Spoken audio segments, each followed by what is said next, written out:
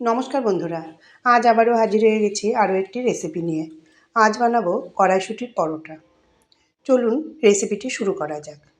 আর আমার এই রান্নাটা সম্পূর্ণটা দেখার জন্য আপনাদের কাছে অনুরোধ রইল। প্রথমেই আমি কড়াইশুঁটিগুলোকে ছাড়িয়ে নিয়ে একটা মিক্সিং জারে নিয়ে নিলাম। আর তার মধ্যে এক টুকরো আদাকেও আমি কুচি করে দিয়ে দিয়েছি। আর এখানে আমি 3টে কাঁচা লঙ্কা দিলাম। ঝালটা যে যার স্বাদ অনুযায়ী দেবেন। মিক্সিতে দিয়ে কড়াইশুঁটিগুলোকে একটা মিহি পেস্ট তৈরি করে আমি সাইডে রেখে দেব। আর এদিকে আমি ময়দার ময়াম দিয়ে নেব। ময়দার মধ্যে স্বাদ মতো লবণ ও অল্প পরিমাণ চিনি আর 2 চামচ সাদা তেল দিয়ে ভালো করে ময়াম দিয়ে নেব। ময়াম দেওয়া হয়ে গেলে পরে আগে থেকে যে কড়াইশুঁটির পেস্টটা তৈরি করেছিলাম সেই কড়াইশুঁটিটা দিয়ে ময়দার সঙ্গে ভালো করে মেখে নেব। এখানে আমার কড়াইশুঁটির পেস্টটা বেশ শক্ত টাইট হয়েছিল, তাই আমি অল্প জল দিয়ে ময়দাটাকে মেখে নিয়েছি। ময়দাটা মাখার পর সেই ময়দাটা থেকে অল্প অল্প করে নিয়ে গোল গোল করে আমি লেচি কেটে নেব।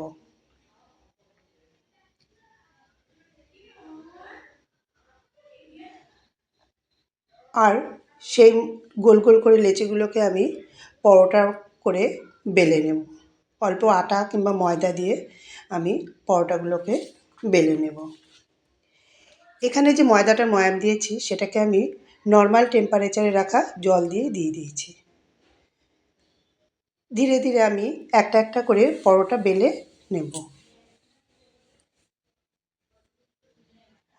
আর অন্যদিকে আমি আবার গ্যাসে তাওয়া বসিয়ে দিলাম। তাওয়াটা একটু গরম হলে পরেই পরোটাটা আমি শুকনো তাওয়াতে দিয়ে দেব। পরোটাটা এপাশ এপাশ উল্টে অল্প করে ভেজে নেব। আর অল্প ভাজা হয়ে গেলে পরে ওপর থেকে সাদা তেল দিয়ে বেশ লাল লাল করে আমি পরোটাগুলোকে ভেজে তুলে নেব। ভেজে তুলে নিয়ে গরম গরম পরিবেশন করে দেব। যে কোনো আলুর তরকারি কিংবা আলুর দম এই সমস্ত তরকারির সঙ্গে এই পরোটাটা খেতে অসাধারণ লাগে। বন্ধুরা, আপনারাও একবার এরকম করে ট্রাই করতে পারেন এই কড়াইশুঁটির পরোটা। এতক্ষণ ধরে রান্নাটা আমার সঙ্গে দেখার জন্য আপনাদের অসংখ্য ধন্যবাদ রইল। রান্নাটাই যদি ভালো লাগে লাইক, কমেন্ট, শেয়ার করবেন।